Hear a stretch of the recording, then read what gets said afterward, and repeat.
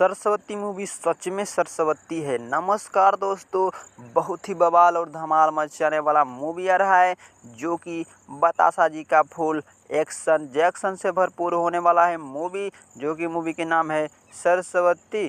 इतना बवाल का मूवी है कि देखिएगा, बवाल धमाल ये मूवी होने वाला है। और ये वाला मूवी बहुत बवाल और धमाल मचाने वाला यूट्यूब पर बताया जा रहा है, क्योंकि इस मूवी में ऐसा कुछ दिखाया गया है।